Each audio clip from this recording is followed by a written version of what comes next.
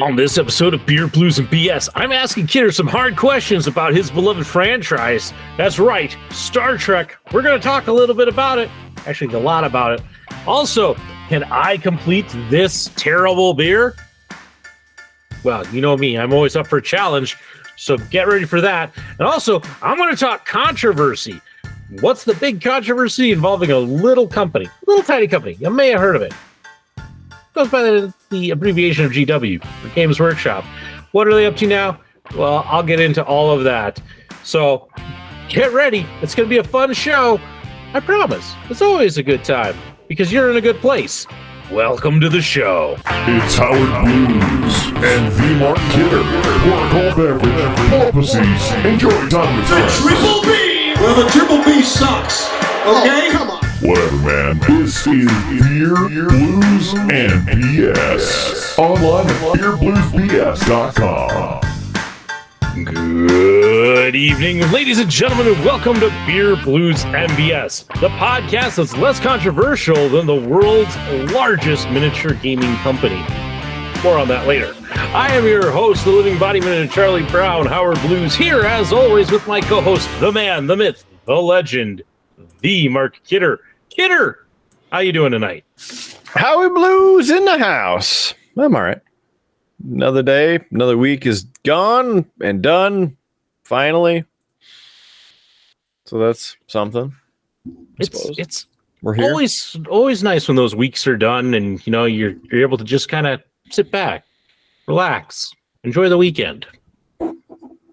Well, I'm wondering when that's gonna happen. Wow. I'm guessing you have some plans for the weekend? Maybe. Oh. Ooh. Exciting weekend plans. Can't be too descriptive. I don't want to commit to something. Wow. Well, I mean, listen, you are the king of non-committals. Do what I can. Sometimes. You know, this is the shtick you have picked up, and you're clearly running with it, which I applaud. Oh, thanks. Is that kind of like the shtick that Mandan has had for about 20 years now? You know, something that Bismarck never will have. And of course, it's a beautiful city across the river. Thank you.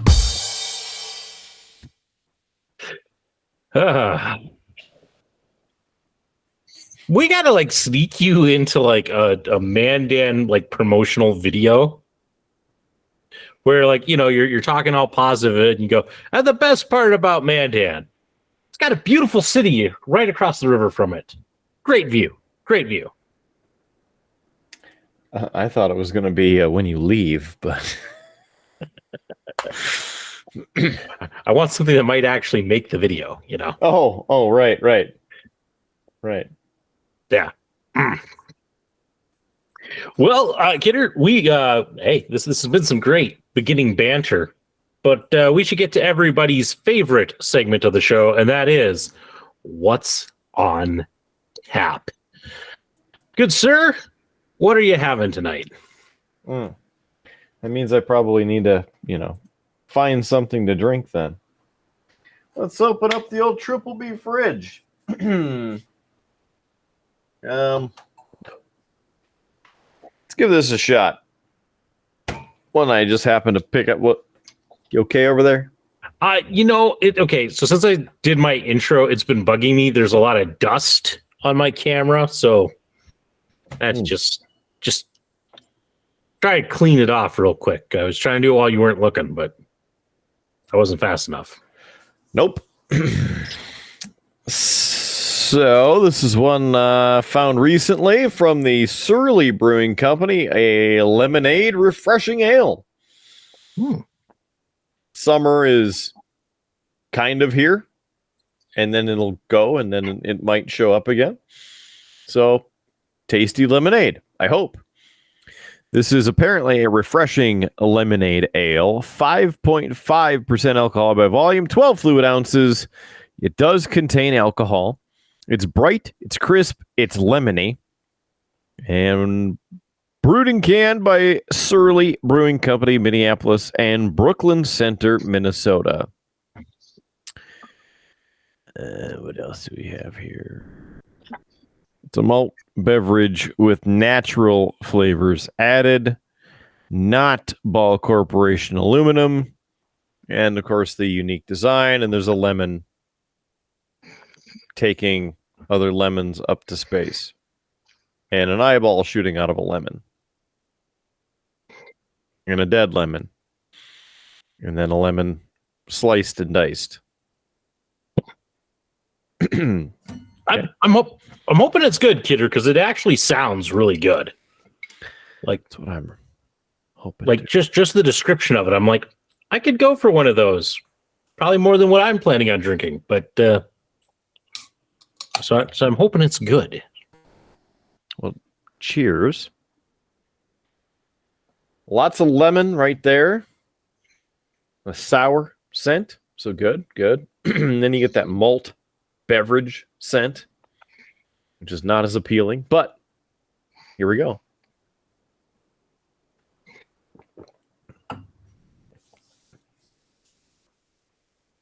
So it's lemony. It's good. It is crisp.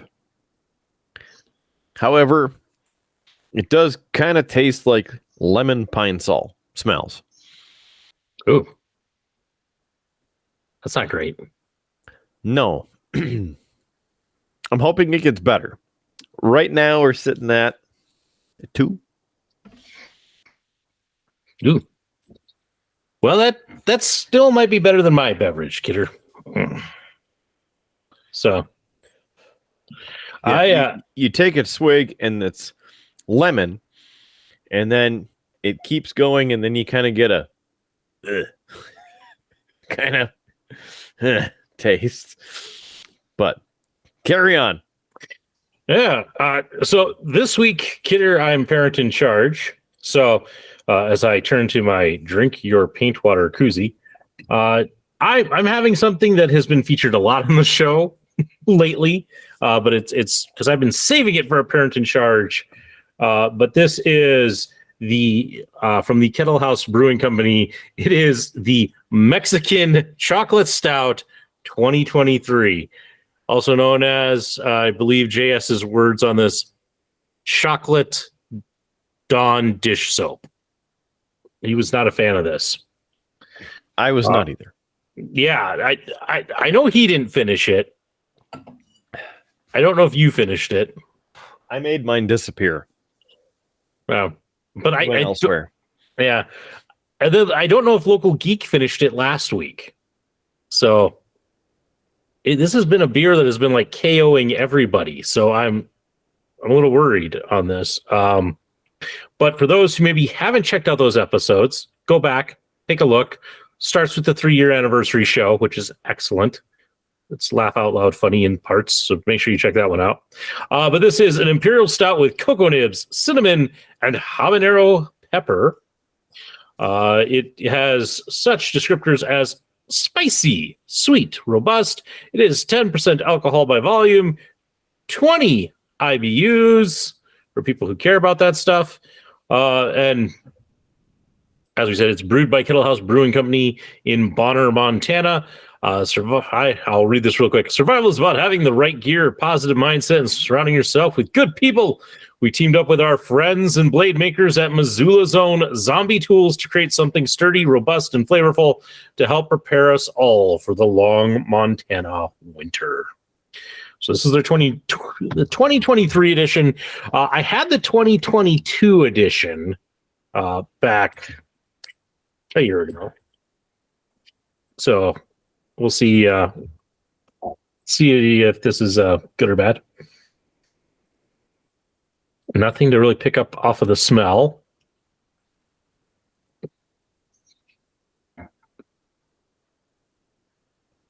Oh, there it is. That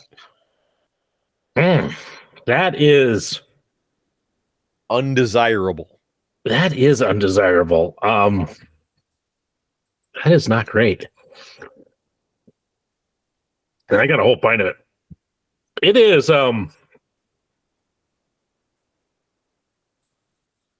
it definitely has a taste right off the get-go that's like and then it hits you with the spicy. So you're still kind of in a mode, and then it hits you with the spice. And then it kind of leaves off with that chocolatey aftertaste. Yep. Which then sticks Gross. around kind of annoyingly. Oh, I've had 2 drinks so far. The second was worse than the first. Oh, it doesn't get better. No, it does not. Oh, Because I will finish this. Okay. But it will take me all show, but I will finish this. I will call and have the ambulance start heading toward your house. I don't know if you're feeling this, but you may think, well, if I take some more drinks, it'll help because then maybe the spice will overpower the malt in it or something. And so then you take another drink hoping that it gets slightly better, but then it just keeps getting worse. Is that accurate? It's that's kind of close. I kind of hope like my taste buds get numb to it, and it's like, okay, I can drink more of this. But boy, that's going to be difficult. That is nowhere near as good as last year's was. Because I think I rated last year's somewhere in the 3 to 4 range. This kidder is a good solid 1. That's in 1 too many. So, yeah, I will suffer through this. I will complete it because, damn it, I will. But it's not going to be fun. It's not going to be pleasant. Get ready for a lot of Howard making faces all night. So, yeah, good times. Good times. You know, something that gives me an face? What? Today, 2 things were announced in the Trek universe. And so this is somewhat breaking news because it's only several hours old at this point.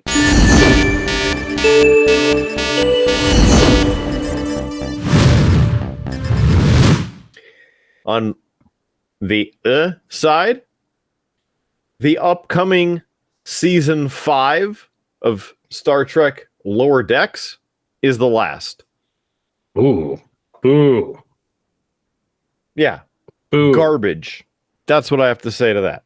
Garbage. Because it's hilarious and there's not enough episodes to begin with.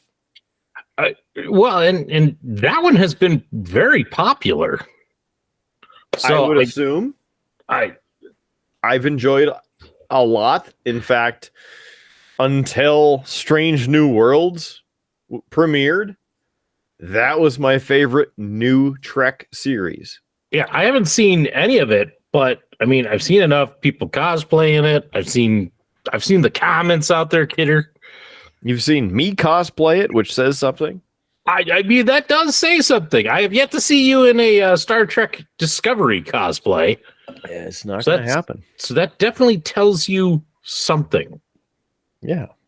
Although, truthfully, kidder, if we got a big enough box, painted it green, put a lid on it so it looked like a dumpster, and then set it on fire, that would be a pretty awesome Discovery cosplay. Yeah, we could put a couple nacelles off to the side. Yeah. But the box would have to be like a circle, so we can probably figure that out. I mean, I got a mound of cardboard here. We can make it happen. Yeah. Yeah. There we go. Kidder's cosplay for the next Star Trek convention. Figured out. It's done. I don't know how you're going to get to Vegas, but... And we'll figure it out. So that's the pissed off part of my thoughts. Because it's very depressing. So there's that. On the other side of things, Star Trek Strange New Worlds has been renewed for a 4th season. So that's good. Thank you for finally doing that. Now, here's the other dumb thing about all of this is they have not announced anything else in the terms of the series that everybody wants, dubbed Star Trek Legacy, the events after Picard, that would be a phenomenal show. The Starfleet Academy show we talked about, that is supposed to be taking place in the future, which why does it have to be there? Because all the tech is ridiculous. It's just gimmicky and shouldn't be Star Trek. There, I said it. I think they're going there just because I think that they have plumbed the depths of like the Kirk era. They could do something in the Next Generation era. Unless they're honestly feeling that like Next Generation, Deep Space Nine, and Voyager is enough. But you don't really see them go back to that era and time frame. It's always like the Kirk era or in the future. Yeah. Now, if you count Lower Decks, that is after the 3 series, technically. DS9, Voyager, TNG. So, technically, it's at that point. Do they count Lower Decks as canon? Yes. Okay.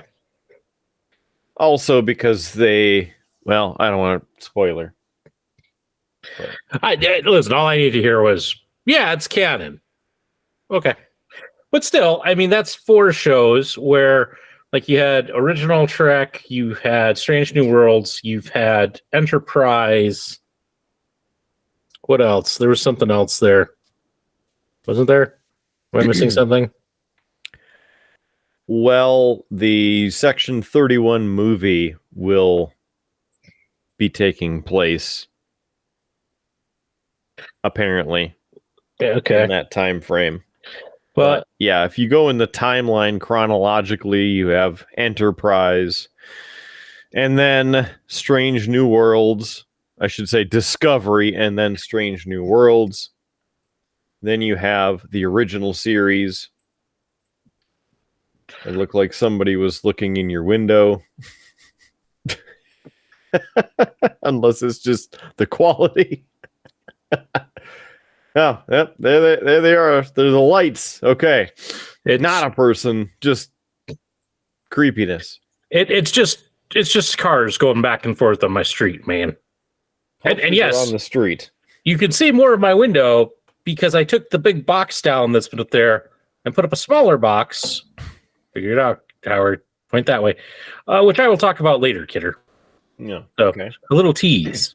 All right. Tease, very good. Okay. You had me freaked out though for a second when you said somebody's peeking in my window, man. I'm like,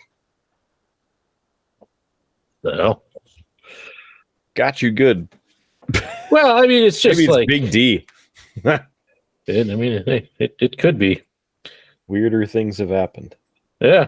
I mean, not to derail the Star Trek talk, but since you invoked his name, Kidder, I'm going to say this. There is a possibility, there is a chance that one Big D is going to be stateside again and driving across country, and he may be making a stop in the Bizzo. So, hang on, folks. We could have the return of Big D to the podcast. Just throw that out there. I guess we'll just have to see. Which, now that I think about it, I should have saved this in case he actually did come through. Yeah.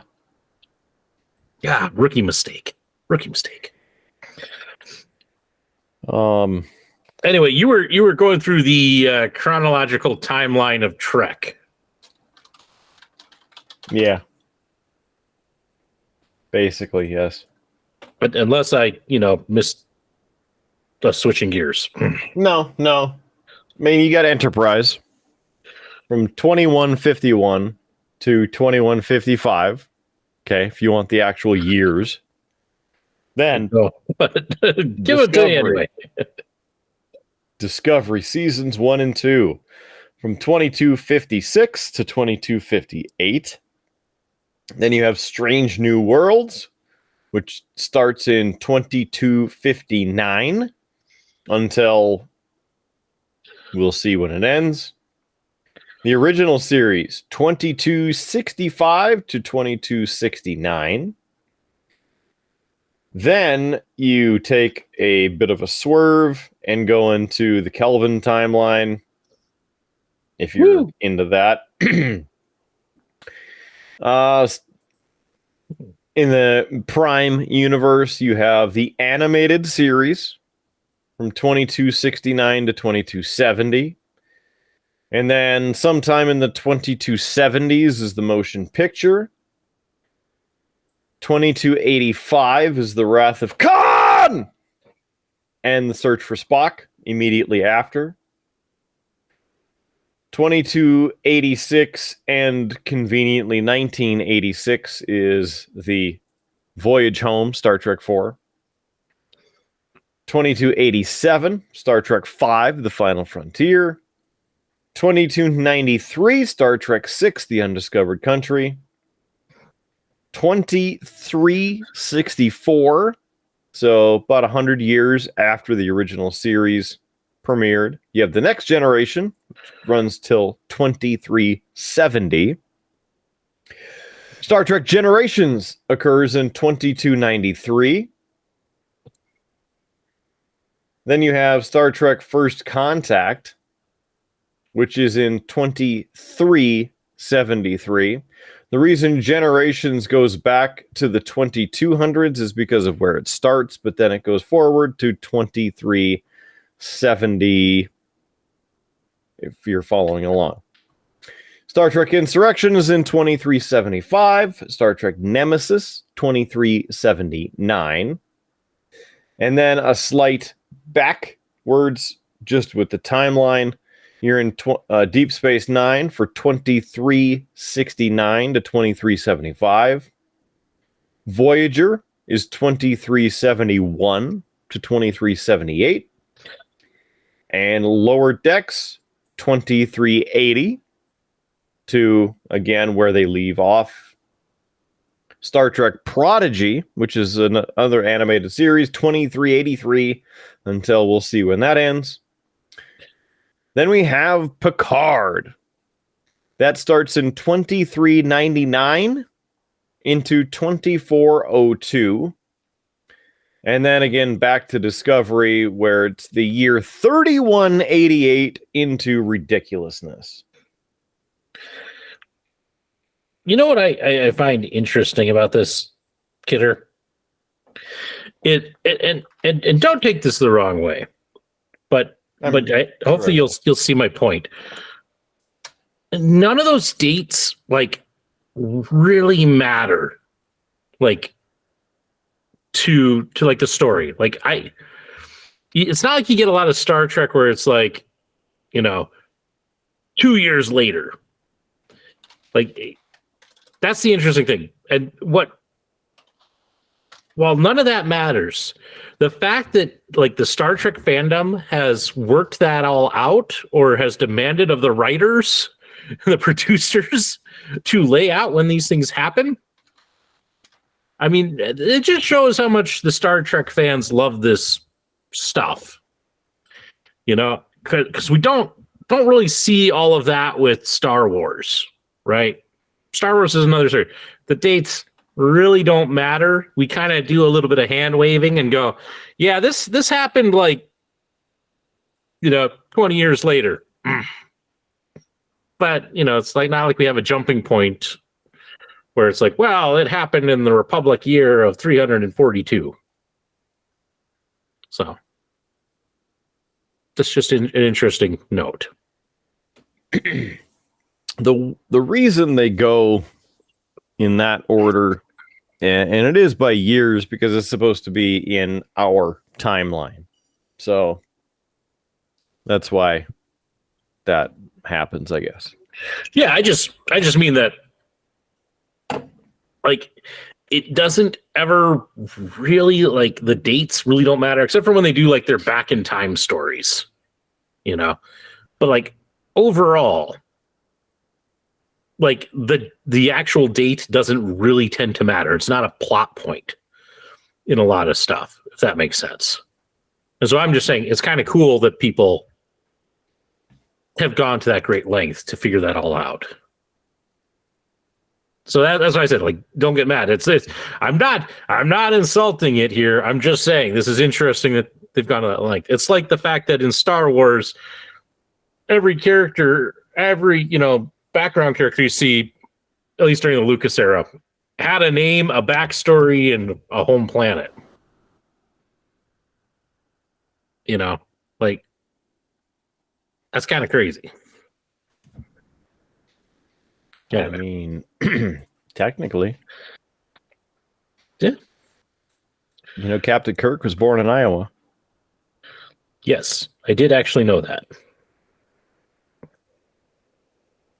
But I think he makes a reference to just being an Iowa farm boy. Or somebody makes a comment along those lines. So, well, sad about Lower Decks. We'll just have to see what comes of Star Trek after that. So, yeah, because Section 31, the project that is finally recorded, was announced like 5 years ago. And then I was like, oh, okay, maybe it'll be interesting. Now I don't really care. I have to ask you this, Kidder.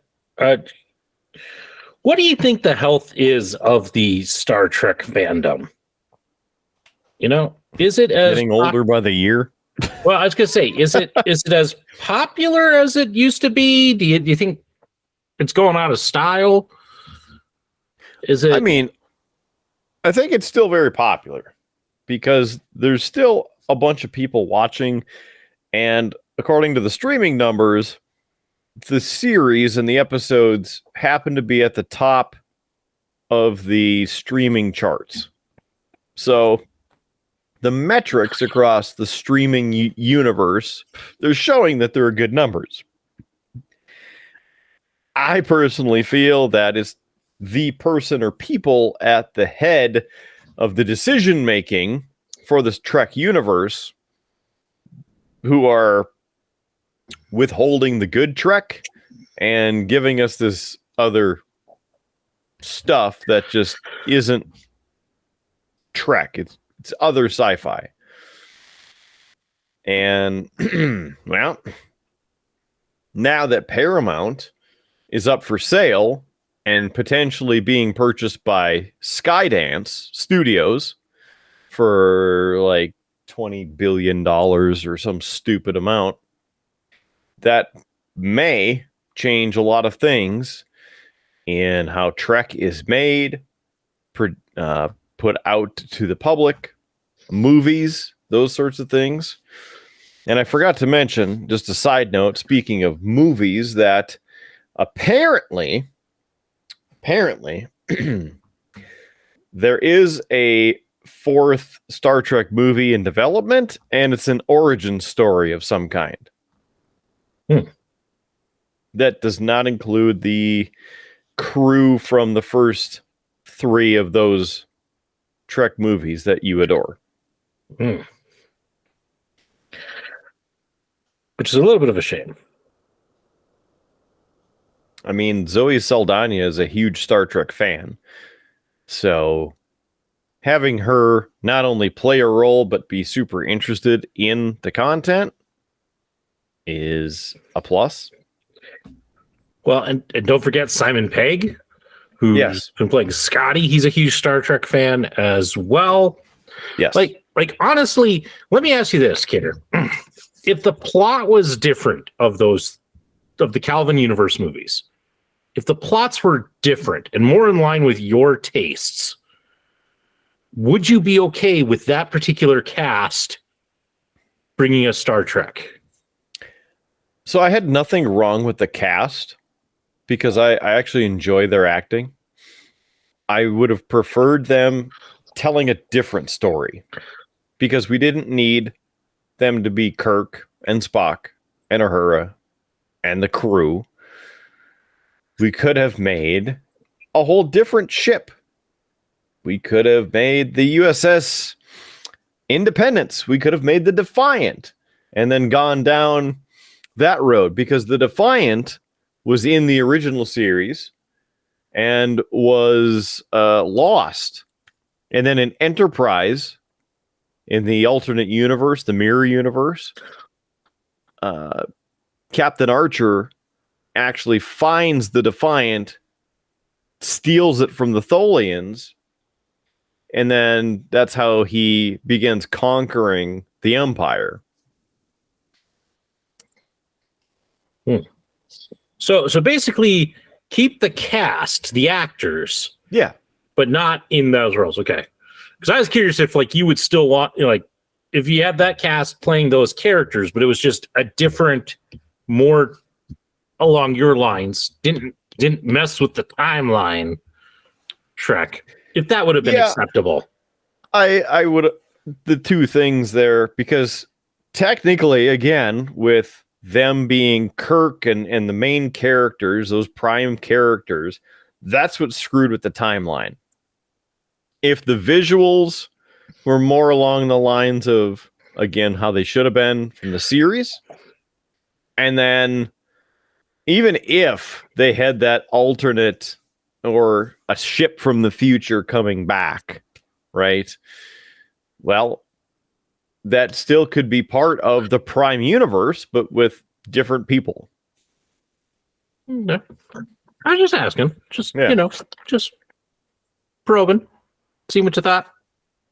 You know, good times, good times. I would like that. Like, stop doing these origin stories. Stop messing around with known characters. How about we create new characters?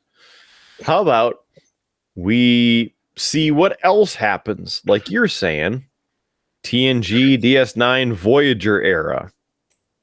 Even right after that, when Star Trek Nemesis airs, that era. Let's do that. Because that's like the perfect time. Even if we have to, because as I mentioned, Star Trek Legacy would be phenomenal to have, because you can bring any of these characters back who were in DS9, Voyager, and the Next Generation, because the time between when they aired and when this takes place in the universe is the same distance of years. So they aged appropriately, if that makes sense. Yep. So we can have a new cast centered around a bunch of other people on a different ship, exploring our galaxy, doing the missions, and we don't need this grand mission that the whole universe is going to explode and then they have to figure it out, because that's what's another thing that's wrong with Discovery, is there's a grand theme that's the worst thing that ever happened since last season. And how about we just get a little more unique? You can have those threads underlining the backstories from episode to episode. Just make them a little bit more singular. And you can have more excitement. Yeah. It's a tough one to, you know, try to put, you know, because you kind of constantly have to raise the stakes. And I think they're looking at the whole of Star Trek and going, well, we keep raising the stakes. What's left for us to do? You know, and you get then the problem, the Star Wars problem. I'll pick on my franchise here for a little bit. You know, but if you look at the problem that we had with the sequels now, so 7, 8, and 9. Part of the problem that people had with it was that it was basically a rehashing of 4, 5, and 6. It followed a lot of the same beats, and I think part of that was, and part of where it didn't work was, you had such a grand story. How do you rise up and match it and not be too different? Because part of the backlash you had from the prequels was, it's too different. It's not our Star Wars.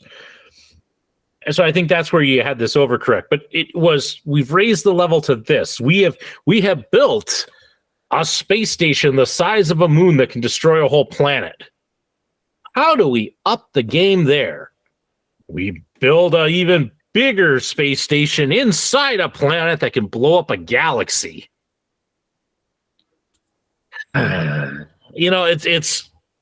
It's that we had to keep raising the stakes, and in some cases, I don't know that you needed to raise the stakes that high for that set of movies.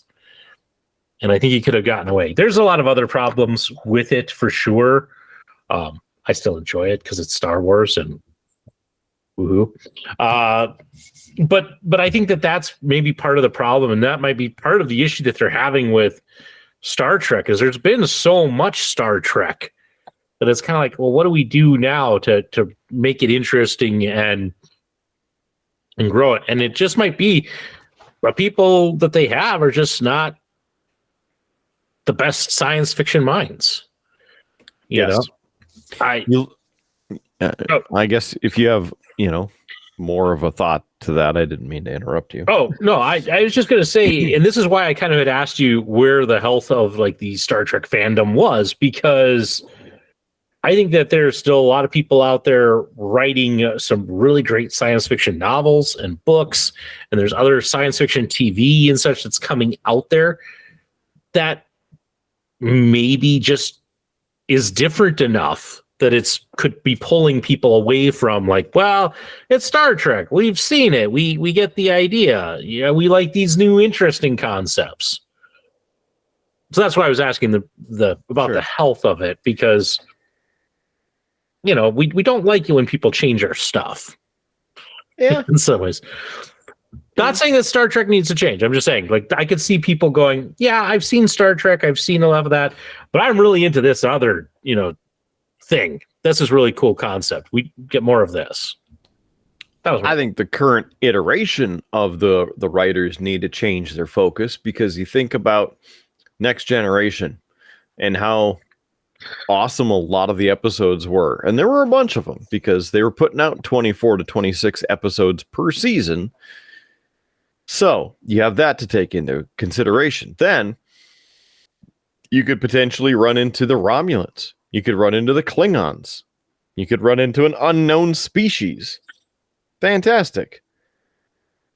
In Discovery, it's all over the place because they're with the Klingons, and they're at war with the Klingons. And then, we get shot to the future, and now everybody's here. And now they're throwing in all these races who are in different, segmented areas because of some stupid thing with dilithium. Because somebody got mad, a Kelpian got mad. Just dumbest thing. Stupid. But anyway, you have those pieces.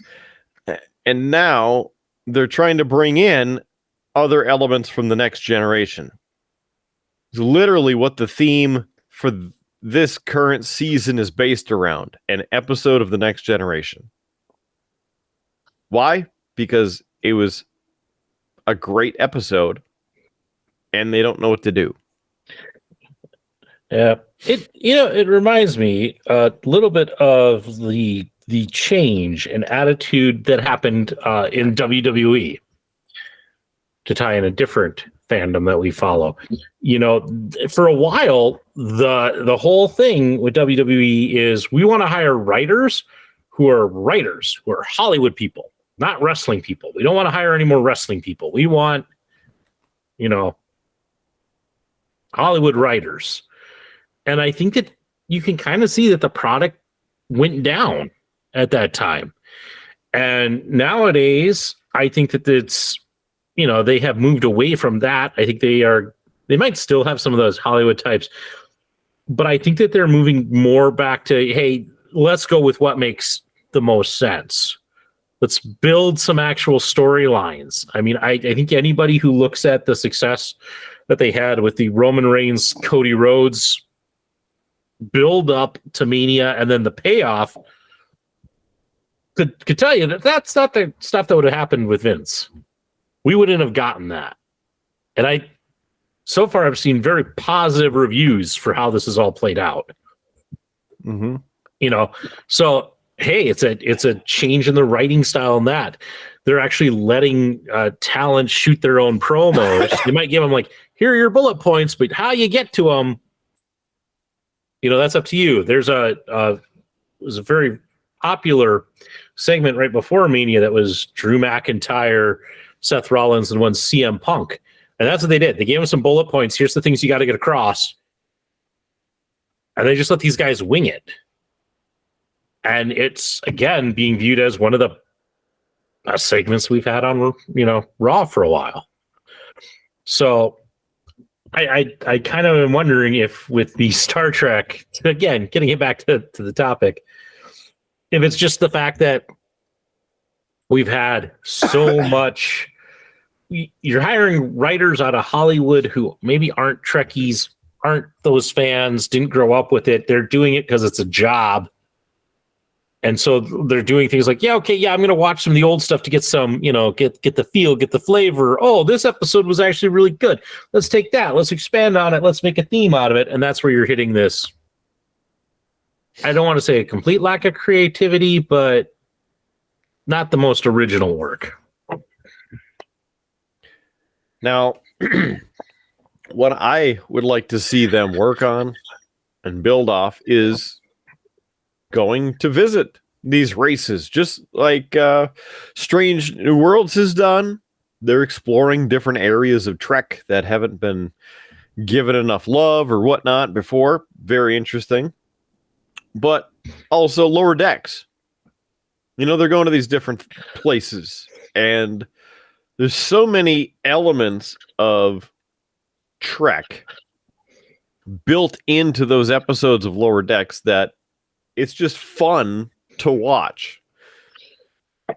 Like, I watched Discovery and I'm like, when are we getting to the next scene? What's the payoff for watching this? Why do we have this? Why do I have to watch these people in certain scenes again? Why is she about to cry? Why are there these different pieces that aren't adding to the show? Yeah. Anyway. Man, we haven't gotten this hard on Trek for quite a while, man. So it's been a good deep dive into Trek. A lot of thoughts, a lot of feelings. A lot of Howard scripting mold lines. But yeah. Well, if we have covered the width and depth of,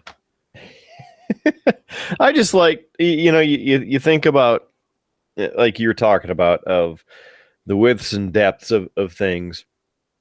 Let's go back to like TNG. Okay, you tune into an episode and you didn't know when the Romulans were going to show up, and all of a sudden it's Commander Tomahawk on a Romulan Dideredex battle cruiser Warbird. Okay. All of a sudden, they're there, and your anxiety goes up a little bit. Like, the Enterprise is a real match here. Like, they're gonna have battle, and who's gonna win? Like, somebody's not gonna go away without severe damage here. What's the underlying story, right? Like, there's the mystery and intrigue. You don't have to spell everything out in such a beat you over the head fashion of stupidity or ridiculousness. It's over the top. Like, tell the story. Whatever. Yeah. Speaking of stories, Kidder, I got a story for you today that you'll get a kick out of. Oh, good. Yeah, because everybody loves story time with Howard. So earlier today, I went and was meeting with our public information officer because I'm working with her on the Stutzman County Courthouse event that we have coming up in May. It's a big community event. If you're in Jamestown, May 11th, come check it out. Anyway, we're we're working on this. When I went and talked to her, and we were talking about that. We were talking about the tourism conference that she was just at. So I'm going to do one other quick little shout out. A shout out of congratulations. My site supervisor from Oscar Zero, Rob Branting, won the Governor's Award. It's the Heritage Award for Frontline Tourism. So he got the honor on that. So kudos to you, Rob. You earned it. Anyway, so she was at that. And we were chatting, and we kind of were at the end of our conversation, and I was about to leave, and she goes, I got one more question for you. Okay. She goes, it's kind of off topic, but one more question. She goes, I got to know, why Richard? And I started racking my brain, kidder. Why Richard? What's with Richard? Who's she talking about? Is there some reference I'm supposed to know? There was a Richard who worked here, but why would she put it as why Richard? And she could kind of tell that I was puzzled and that I needed a hint. I needed a clue what she was getting at. And she goes, the name, Richard. Why do you go by, or she goes, or is it not Richard? I'm like, do you mean Howard? She goes, yeah. Why Howard?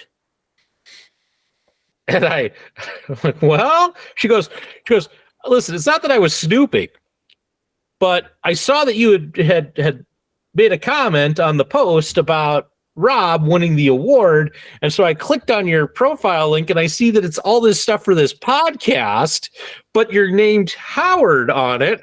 What's the deal? She's like, I'm okay with aliases, but why Howard? And so I had to explain the story about the LAN party for your birthday and how Halo assigned me the nickname Howard, and I have been Howard ever since to some people. She's like, I totally get that. But Kidder, she watched some of our content, not a lot of it. Uh-oh. She tended to watch into the What's on Tap segment because that's everybody's favorite segment. But this is how clever she is and how much kind of a little bit of a deep dive. Kidder, she figured out the if you know shot. Wow. Because she questioned me on that. She's like, that's not meant to be a shot. That's something you mix. I'm like, yeah. She's like, that's got to be terrible. I'm like, yeah, it is. Kidder, she's figured this out. In the time, the award ceremony and such was on Wednesday. In 3 days, and really in 2 days, she figured out the if you know shot. Local Geek hasn't figured it out yet. Oh man, you're calling out Local Geek? I'm just saying he's slacking. I mean, just for the record, Local Geek, so you don't hack my network. Like, I didn't call you out at all, just so you know. It's I just want to throw that out there. I had to share that, but she figured it out. She knows what the if you know is. Now that said, there are a couple of other shots now mixed into the if you know, but she got the main one. She figured out number 3. So I had to share that with you because it was surprising. But she also Kidder, and this is the other part that you might get a kick out of. She goes, all this time, because me and her have done some traveling back and forth to Jamestown for this event plan. And she goes, all this time we've been in the car, you never mentioned that you had a podcast. And I'm like, yep, I'm a terrible salesperson. Classic. Yep. So yeah, she gave me a little bit of grief about the fact that I have not mentioned, or it's not a well-known fact, that I host a podcast called Beer, Blues, and BS. Sorry. At least I mentioned it on the radio. Hey, listen. Clearly, in some aspects of this whole gig, you are far superior to me, sir. Oh, I wouldn't go that far, but well, I mean, listen, you do a much better job selling the show than I do. yeah. you tend to do a better job of stringing sentences together in a nice professional sounding way, where I tend to stumble and get tongue-tied. You have yet to glue anything to yourself during the course of the podcast. Yeah. Yeah. I mean, listen, I'll look at that. I mean, I understand. I do some things really well. I like some of the editing I've been doing. It's been good stuff. Good stuff. So there's some fun stuff in the 3-year anniversary show. I know you probably haven't watched it yet. I haven't watched it. One of our guests on that show, Kidder, and it's the new one, who made their first appearance. That's probably one of my favorite lower thirds I've done, of these kind of little custom lower thirds. I think it's kind of awesome. I'm pretty happy with it. So, yeah. Well, let's see. We've talked Trek. We've talked My Little Story. Gosh, Kidder, we are almost out of hockey season. You know, It's very depressing. The Sioux are done. I think the Bobcats are in the playoffs, but I haven't heard how they're doing. And then there's the Avs. We're getting closer to our, playoffs there. To which, Kidder, I was listening to talk radio, and you'll be sad to hear the Wild have been mathematically eliminated from the playoffs. We will not. Yeah, I knew that. Yeah. I know you knew that. I was trying to at least make it sound like, I had relevant news for once. So, yeah, they're out. They're eliminated. So, yeah, we're getting close. We're going to be talking playoff hockey. Be good. Hopefully we have a good run. So, let's see. What else can we chat about? Uh-oh. What's Kidder doing? He's scrolling. He's looking at something in the background. Looks like he's pulling up the KRDN Eyewitness weather stream. Yeah. The stream you should be watching if you want to know about the current weather conditions in North Dakota. Yeah. I hate YouTube. Oh no! Did it end the stream? Again, yeah. It ended the stream? No. Well, I guess we're gonna have to pour one out for KRDN Eyewitness News stream. Yeah. But not this one. I gotta finish it. Oh.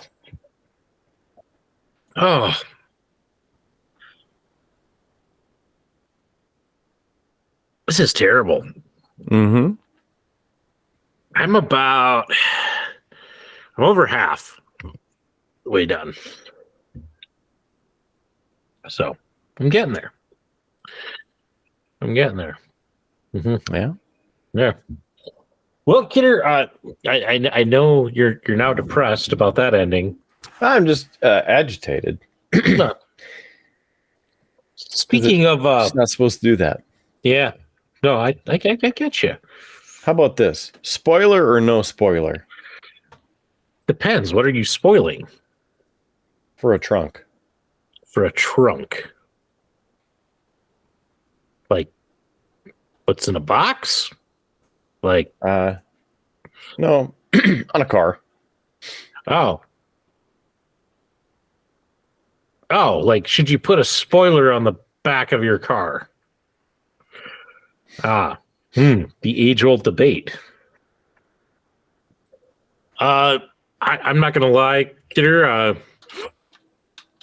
As somebody who once drove a Pontiac Grand Am,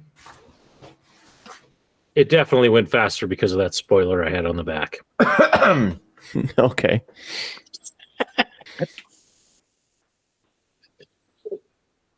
Listen, that might just be the beer talking.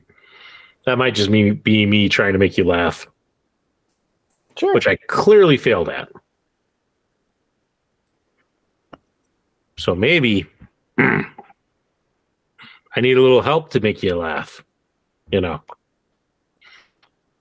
like with this book of dad jokes. That's right, everybody. It's the segment that Kidder lives for. It is our dad jokes of the week. Here we go. 4 jokes from this book. Are they going to be good? Are they going to be bad? Are they going to go dark? We don't know. It's my first time reading them. So here we go. Whoever invented knock-knock jokes deserves a Nobel Prize.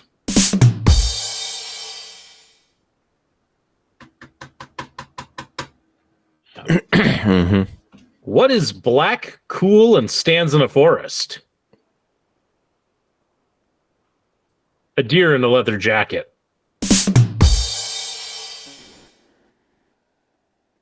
I had a priest perform an exorcism for my house, but I never paid the bill. It's been repossessed.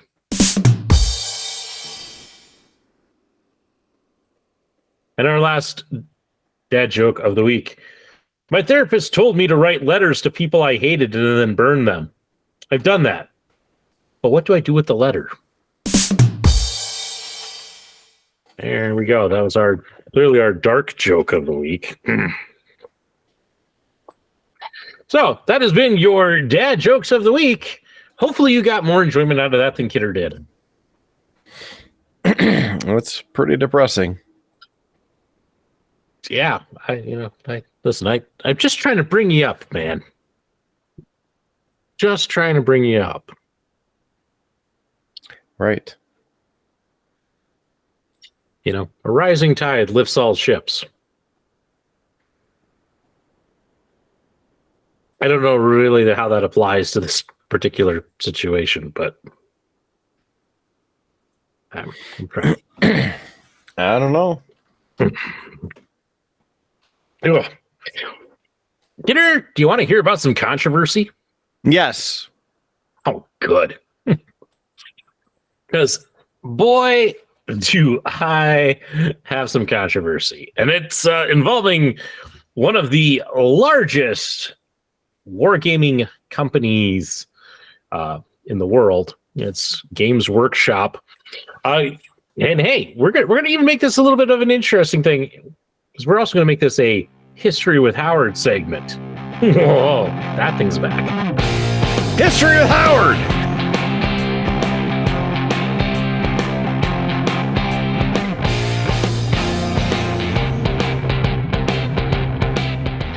So Kidder, Games Workshop makes quite a few games. Its biggest game, and it's the biggest war game in the world, is called Warhammer 40K. A game played by such celebrities as Henry Cavill, the guy who's played Superman. He's actually currently working on a 40K project. You might actually be familiar with 40K from this little animated show that, it's been around for a while, it's starting to pick up steam. A little thing called South Park had an episode about spring break where they played some 40K, if you may recall. Yes, they did. Yeah. So 40K is their big line, their main line, the thing that they make the most money on. They have a fantasy version. It's just Warhammer. And it started off as Warhammer Fantasy Battles. But quite a few years ago now, they decided that Warhammer Fantasy Battles, it just wasn't selling real well. They wanted to change things up, go in a different direction. So they blew up the universe. They actually wrote lore, had these whole end game events, and basically ended the game and got rid of it. Now, part of why they did this was, one, wasn't really selling well. Two, they ran into some problems with some lawsuits. You see, because their whole business is making miniatures. They want you to buy miniatures. In fact, they would actually tell you they are a miniature company more than a gaming company. They just put out rules that you can play with their miniatures. And so that's kind of their goal, is to get you to buy more miniatures. And also, I just need to put that out there. Games Workshop, kind of has a reputation for being very greedy and just after your cash, and not really caring about the fan base. Anyway, they got into some lawsuits because what was happening was people who had the tech and the ability were making their own bits, so the pieces of miniatures, and basically putting them out and selling them online. So the big company that was known for this was a company called Chapter House. And the thing about it was GW tried to take them to court, say, hey, you are infringing on our trademark by making these bits, these pieces that go to our miniatures. And GW actually kind of loses because what the court says is, look, you can't trademark Space Marine. You can't trademark Dwarf. You can't trademark Orc. You need to come up with original names in order to trademark them. And so GW went through this whole process of renaming everything. These Space Marines would go to be called Adeptus. I just forgot the second word because it's such a weird name. Astartes, Adeptus Astartes. Again, random things just so that, again, you can trademark them. Orcs became the Oric, and it's ORRU. It's just K, it's not a C. So Oric, things like that, things that they could trademark. And so to do that, they had to blow up the old world so that they could create these new things and not have those problems. They would eventually be gone for about a year, but come back with a new game, Warhammer Age of Sigmar. Changed things up. Warhammer Fantasy Battles was all rank and file. You have your troops in lines, marching them forward, things like that, flanking, all as one kind of big block of troops. Age of Sigmar put them on round bases, and you could move pieces individually, changed it up. It actually started doing fairly well. So the controversy is, Kidder, is that GW this past year, brought back the old world, and they did it in a new game, Warhammer: The Old World. And that's fine. They focused again on factions that they could trademark. That was the big thing about it. But here's the thing. Just recently, Kidder, they put out into the community some news that they were going to take 82 different model kits and discontinue them. So they're not going to make them anymore. That's kind of a big deal. That is a huge deal. And let me tell you why. Because when they say that they're discontinuing it, that means that these models are also leaving the game. Now, they did say that some of these models that they're discontinuing is because they're making new versions of those models. So they're basically models are getting a refresh. So we're getting rid of the old kits. There'll be new kits. But for some, they're gone. You're never going to see them again. You're never going to get them again. There's, again, various different ones. They have a section of their Oryx. They're called Savage Oryx. It kind of is like Tiki Witch Doctor meets your Orc kind of flavoring. The big theory on why they're getting rid of this is because, it might be a little insensitive to primitive or native cultures with this kind of portrayal. But that's just one example. Some of it is just figures that aren't working out, aren't selling well, things like that. But they're getting rid of them. And part of the issue with that is that with some of these kits and what GW charges for them, people have a lot of money into this. Warhammer is no matter which version you play, it's an expensive game. A box of 20 troops might run you $50-$60. You might have a solo figure model that'll run you $30 to $40 for one model. So this is expensive. But when they discontinue these things and they take them out of the game, that means you might have hundreds of dollars worth of miniatures that you can't use in the game anymore. And that's the other part. Cool. No. And the biggest example of this, is they announced as part of this that they are taking one of the armies, Beasts of Chaos, which is made up of minotaurs, centaurs, other kind of half animal, half people. They are taking it out of Age of Sigmar. They are removing that army from that game. Now, it's going to live on in the old world, but that means that if you have a Beasts of Chaos army from Age of Sigmar, you have to basically rebase all of your models so that it fits that format and play old world. You can no longer use them for Age of Sigmar, even if that was the game you preferred to play. And so, Kidder, this has gotten to the point. There is a change.org petition out there to ask GW to leave Beasts of Chaos in Age of Sigmar. Wow. There has been a lot of rage. I happen to be on Facebook in a group for Beasts of Chaos. I go for the models, but it has been filled with people raging against GW because they want to play Age of Sigmar, they want to play Beasts of Chaos, and now their army is gone. And for some people, it's enough that they're quitting the game.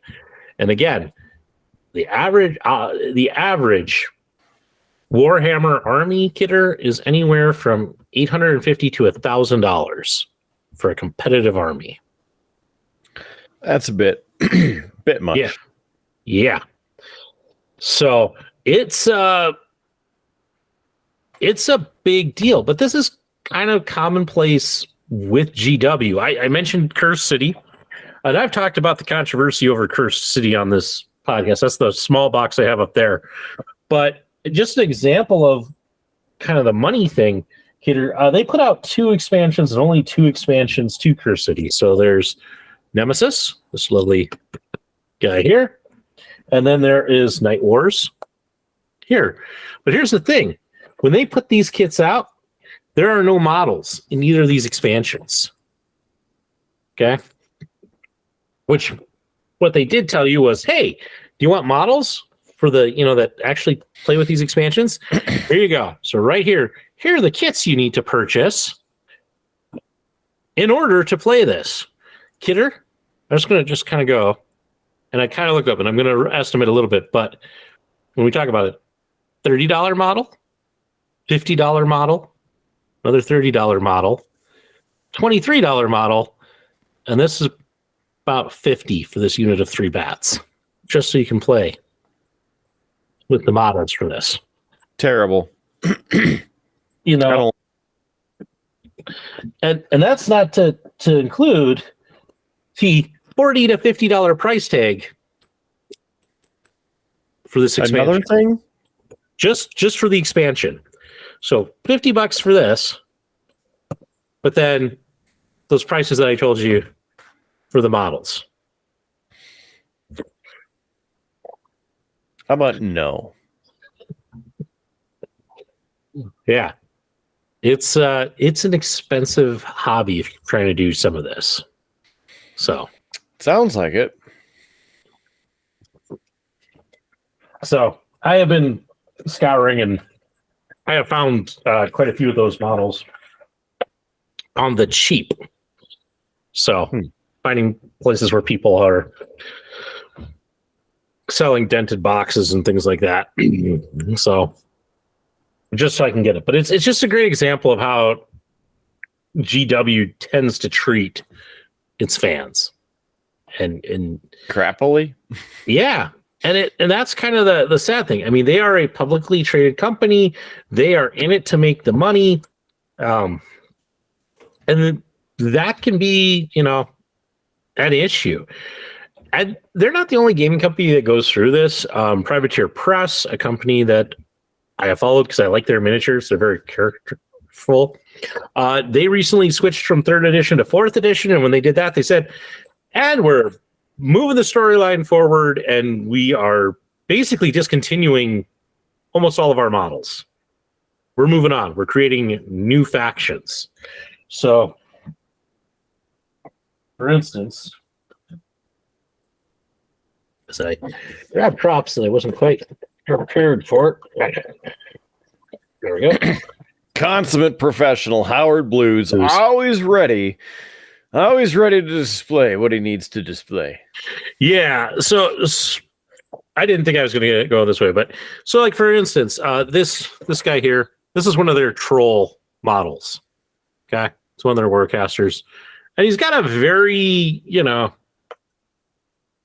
kind of Celtic look about him. He's a bit blue. Yeah, he needs to be primed. But the trolls used to wear kilts and carry rune stones and things like that. That was kind of their gimmick. They had, this will be harder to see, but like one of their units were caber crossers. So again, playing off this whole Scottish kind of root to it. Well, they kind of said, "Hey, we're gonna take those guys. They're now fish people, and they're pirates. So, right. Hey, those old models you have, they don't fit in here anymore. You're gonna have to go pirate if you wish to play." Which is, in some ways, like again, it's the models are cool. I mean, this guy's using a hammerhead shark as a weapon. That's cool. It's badass. But if you're somebody who had a whole Trollkin army and not just, hey, a couple of models because they're cool, again, we're talking not as much as GW, but we're talking, you probably had $200 to $300 wrapped up in War Machine, maybe more, depending on how much you bought of everything in the faction. That's now kaput. You can't use. It's not legal. At least with Privateer Press, they basically said they tried to come up there with two versions of the game. There's, I forget what there's Prime, I believe is what they call it, which is the shark versions, like of the trolls. So it's the new stuff. And then they have a legacy or an unlimited version where you can play the old stuff, but they're not really supporting it. They've kind of made, here's the rules so you can play it in MK4.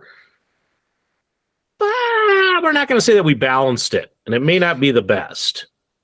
So that way you don't lose your collection. You can still play with it, but it's probably not as good as playing with the new stuff. They lost quite a few players when they did that because, again, people saw their whole collections rendered useless. So I have some of it because I also have the Privateer Press role-playing game, and a lot of these guys show up as monsters in the monster manual. So that's probably where they'll get used for me. But there you go. There's some board game miniature painting geek controversy. So enjoy. Enjoy. That's what you get. I'm getting through it. I don't think it tastes like chocolate dish soap, but it's not good. It's definitely not good. But I don't. Although I don't know how JS knows what dish soap tastes like. I don't know if it smells. I was gonna say, do you know if he was one of those kids who grew up in a household where you swear and get your mouth cleaned out with soap? That might be one way.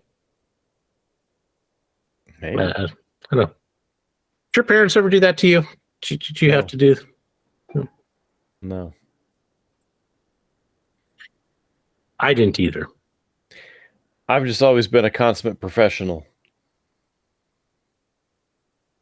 Right. I'll take your word over that.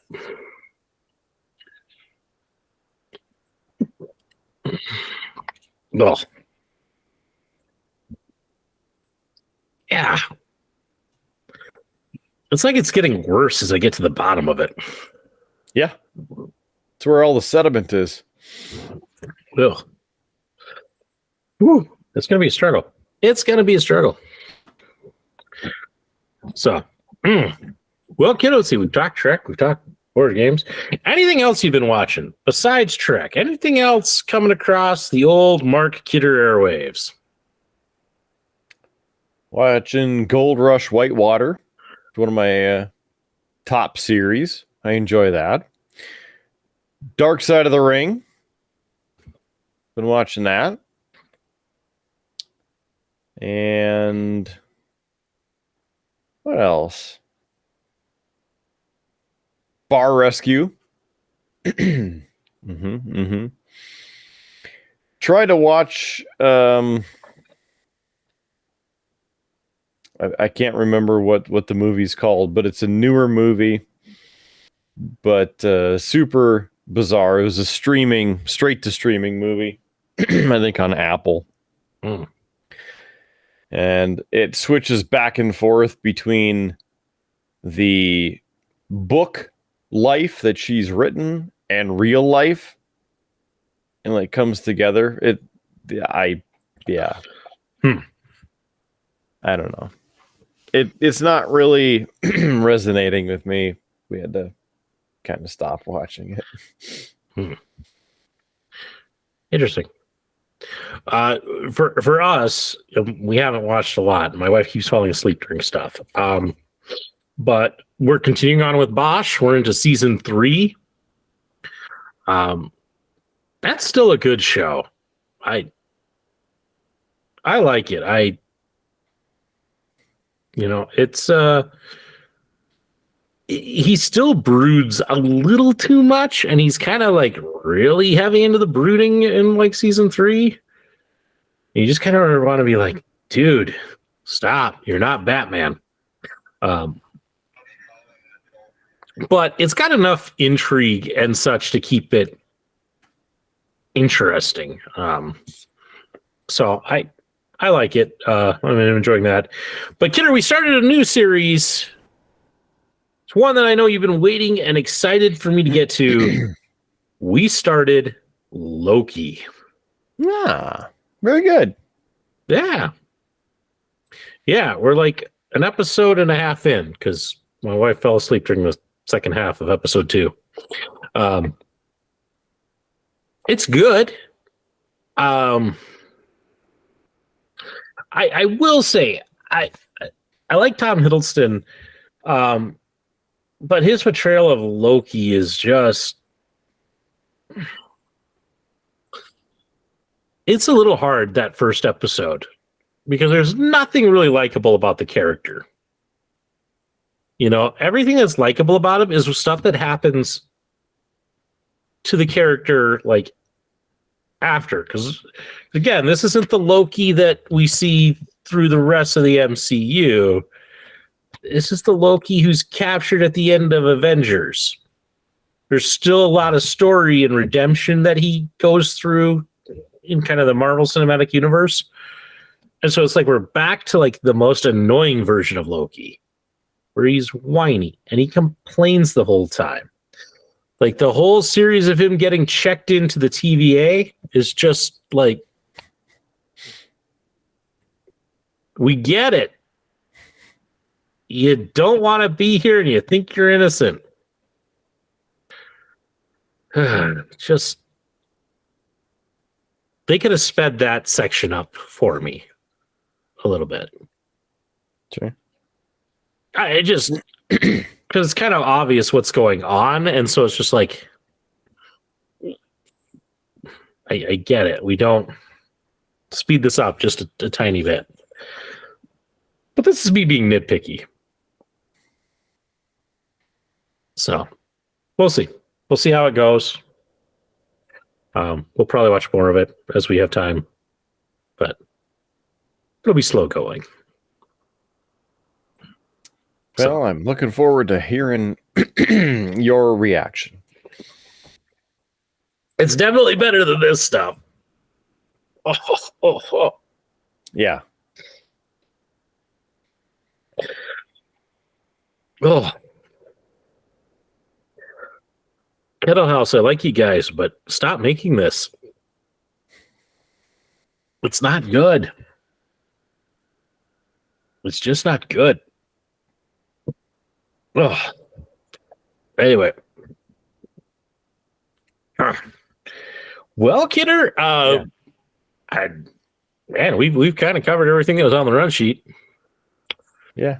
And we seem to be slowing down. And that's okay. But we've been talking for quite a while. So I guess we should wrap this show up with some shameless plugs. That's right. There's no shame in these plugs. None at all. Like Seamus? Yeah, there's no Seamus in these plugs either. Well, he's coming back. Eventually. Maybe. Someday. There's a video promo about him, so he'll be back. Oh. Okay. Good. Yeah. Good. All right. Well, let's start out with our website, beerbluesbs.com. Beerbluesbs.com. Please visit us there because that's everything that is with the Triple B, including what Howard is trying to suffer through. Again, beerbluesbs.com. If you could help us by visiting there and checking out our merch, just click merch. It's on beerbluesbs.com. Another good place to visit is streamlabs.com/beerbluesbs, and hopefully getting a link straight over there real soon as well, because then that's another chance for you to help us keep the show going. Streamlabs.com/beerbluesbs. Buy a pint glass, buy a t-shirt, just subscribe. Little as $1 a month. That would be great. Help us help you. Again, beerbluesbs.com and streamlabs.com/beerbluesbs. If you have an audio podcast service of choice, we're on it. I pretty much guarantee it. So search for Beer Blues and BS. We're on iHeartRadio, Pandora, TuneIn, Stitcher, IMDb, Player FM, Google Podcast, Apple Podcast, Amazon Podcast, YouTube Podcast. So if you have an audio platform where you like to listen to podcasts and you're watching the video version of this, well, please subscribe to us on all of those as well. And of course, Spotify, because you can Spotify this show. Video version available on YouTube, youtube.com/beerbluesbs. Again, search for Beer Blues and BS. And we would love for you to be part of this show. So help us help you. And subscribe and like, share. You know, if we need some extra content, we might even invite you on a show. So throw your comments below. And you never know what's going to happen in the future. Other than that, well, we're on Facebook and we're on Instagram. So please like us, share us, comment. We want to hear from you. So search for Beer Blues and BS on Facebook. Search for Beer Blues and BS on Instagram. That, of course, would be at Beer Blues BS and at Beer Blues BS, basically. Facebook.com/Beer Blues BS and at Beer Blues BS on Instagram. There's lots of Beer Blues BSing everywhere and anywhere.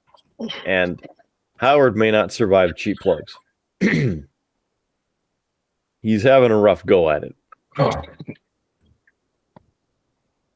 It's almost gone. It's almost gone. Oh. Almost. Mm-hmm. Yep. I'll be in there. Oh. Okay. Well, there's that. So I suppose we're at that point where please buy our merch, please like us, share, and all of the good stuff. And you never know what's going to happen in the future. Howard Blues, final thoughts. Final thought. Kidder, the 3-year anniversary show released tonight. And no, I did not, Ralph, to answer JS's question after that show. But this, that last drink I took right before you started cheap plugs, almost, man. Almost. So this, stay away from this. If you see this, avoid it. Not good. Oh. And with that, here's the last swig.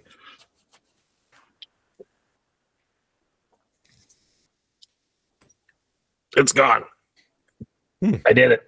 Took me all show. But I have conquered the Mexican chocolate stout. Well, I don't know if conquering is a good thing because it might take you out in the end. Oh. Stay down. Yes, definitely. Stay down. Also, just happened to come across this as of basically a minute ago that John Moxley has beat Tetsuya Naito and becomes the first man to have held the WWE Championship, the AEW World Championship, and the IWGP World Heavyweight Championship. Wow. That's big. Beating Naito. That's good job, Mox. Good job, Mox. So, Kidder, I didn't ask you on the show. Yes. Did you see? Did you see? Sorry, but that last drink nearly. I don't know what time it is or where I'm at. Did you watch the footage on Dynamite of this yes. CM Punk Jack Perry brawl? I did, yes. Yeah. For anybody who didn't, I watched it, and it's not much. And it's getting a lot of negative reviews because all in all we learned from it is the whole thing. Like the brawl lasts like less than 6 seconds. CM Punk gets him in a headlock or a chokehold, and that's only lasts 4 seconds. There are some things that we can see where it's like, yeah, CM Punk didn't tell the truth on it, because like he put it that like Samoa Joe walked up and politely told him to knock it off, but if you watch, Samoa Joe like clearly rips him apart. We can also see that CM Punk is the aggressor. He's the one who lays hands first and all that. But regardless of that, airing it and them trying to turn it into a storyline as to why they lost to FDR, they are getting a lot of negative reviews over all of this. Mm-hmm. And so the point I'd like to make is, sure, you might have showed that everything Punk said wasn't 100% true, which I didn't expect it to be. If you're in a tough, quick fight like that, it's hard to remember all the details and how it remembered, especially when you go 8 months later and you've had time to think about it and maybe play it back in your head and it comes off a little different, And again, you're trying to remember 6 seconds from 8 months ago. So you might have played it to try and make Punk look like some sort of liar. But who really cares? This is one of those times you should just let it go. Mm-hmm. And that was their big mistake in playing that. So, Kidder, I don't know if you have additional thoughts, but that was just my take after seeing the video and listening to some other people's commentary on it. Yeah, it would have been a great opportunity to just leave it alone and ignore it, because what does it do? It helps people talk about CM Punk. And where is CM Punk? Not in AEW. Yeah. Yep. That's just it. So. And the Young Bucks suck anyway, so. Well, from what I have heard in other sources and such, they're not the ones who wanted to air the video. It was completely a Tony Khan call on that. And so they kind of had to work with what they were told to do. Now that's at least, again, another story I'm hearing. Is it true? I don't know. Is it them changing their story because it's gone over so poorly? I don't know. That could be the case too.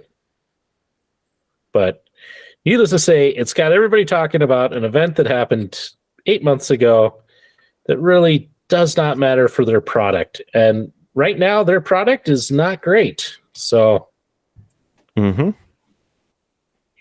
Well, we'll see.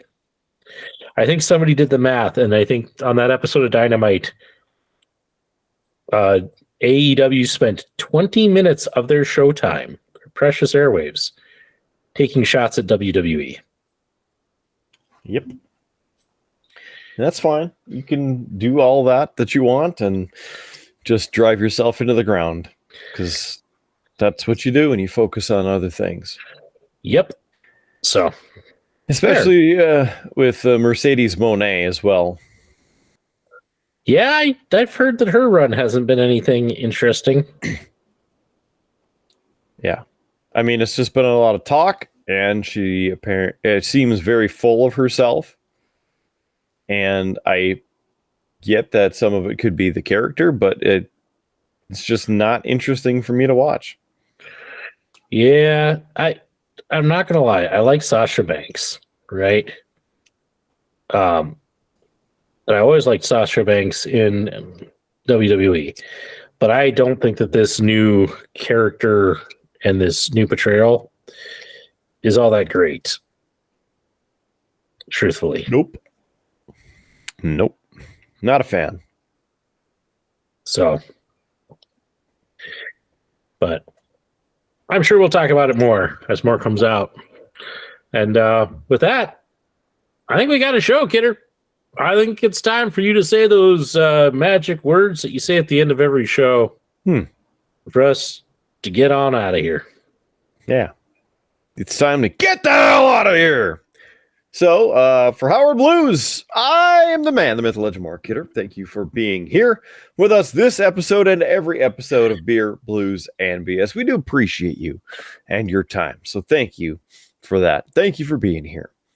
Have a great one. And of course, the big key phrase and words that I need to say are keep your glass at least half full. There's free beer tomorrow, and we will catch you on down that Monet-filled Tuscan Highway. Take it easy and have a good one. And I'll see you at the next episode of Beer, Blues, and BS. You have been listening to a UA production of Beer, Blues, and BS. If you enjoyed the show, help others find out about it by rating the show or leaving a review at your podcast listening service of choice. Thanks for listening, and may your glass never be empty.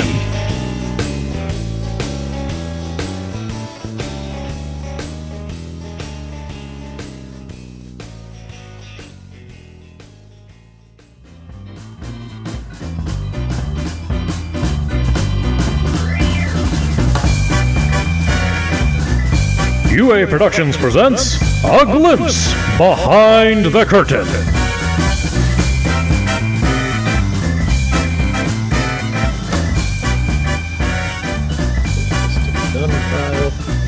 The peanut butter whiskey short has been doing pretty well. Awesome. So I think some of it is I think with the shorts, it really does come down to what you name it. Yeah. So you'll probably notice that, like, the one for this week is named "It's Kidder's Fault." So Nobody will watch that. I mean, you never know.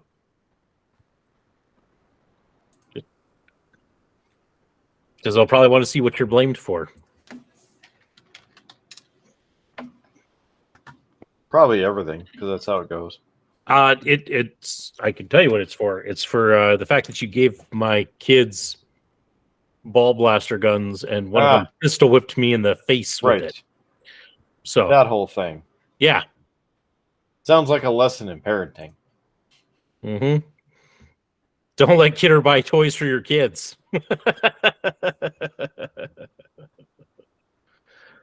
It'll be good. It'll be good. Another good episode in the books. There it is. Yeah. So.